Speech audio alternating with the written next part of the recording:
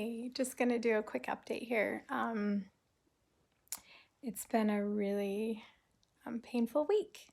I realize how much Heavenly Father has sustained me through my current cancer journey. When you Google pain and cancer, especially stage 4 cancer, apparently um, pain and cancer is synonymous. But up until this point, I haven't had a lot of pain.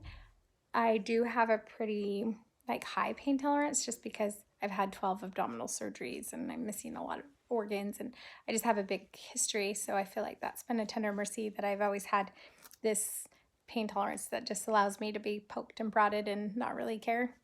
But it has been excruciating pain, and in my back and in my hips. And so I'm not sleeping anymore because of the pain. And Tylenol PM will last for an hour and a half to 2 hours, and that's about the max it will work. And I don't like narcotics. Narcotics don't like me, so I don't. Anyway, so not a lot of options there. But I went to the doctor today, and I wasn't supposed to meet with the doctor, just the nurse practitioner, and he came in and. The doctor came in several times, and actually my port was clogged. So there's a protein stuck in my port, so they couldn't draw from it. So that happens periodically. This is the first time it's happened for me in a year and 4 months. So they had to put a dissolver, blood clotting agent in there so that they could unplug the clot, and then they just took blood labs out of my arm. Anyway, so I saw the doctor twice, and the first time he just kind of waved at me, and the second time I had seen a young mom. Well, she was a little older than me, but her son, I assume it's her son, is going through cancer, and my heart just kind of broke for them. And so I just felt really impressed to go and give her a hug. And so when the doctor saw me, I was just crying. and she just hugged me, and it was so sweet. And he said, "What's wrong?" And I'm like, "Oh, I'm fine. Just, needed to share some love this morning with one of the young patients." And they were kind of checking me out in the waiting room because I am young like them. And you don't see a lot of really young people because they go to the pediatric units, and then the middle age, there's not a lot of people like us.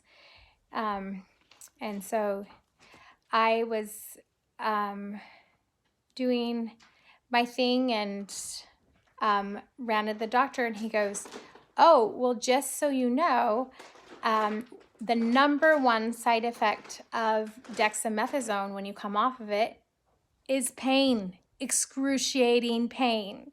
I was like, "You think somebody could have told me that?" Like, I had no idea.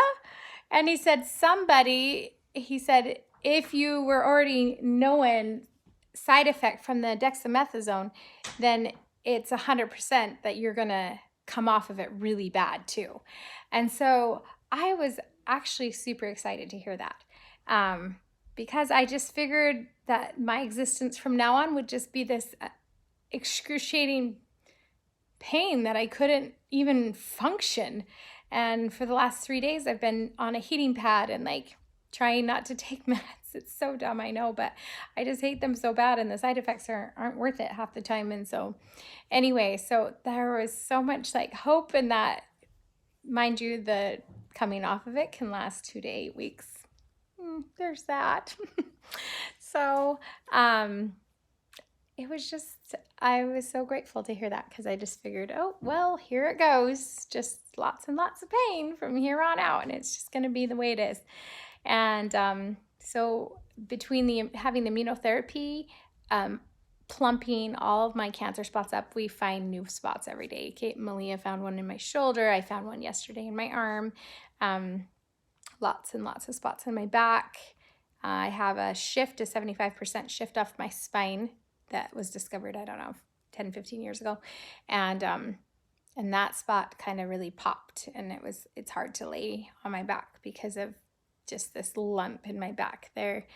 Mind you, bone cancer is, I think, the number one most painful cancers, and it's definitely in my bones at this point.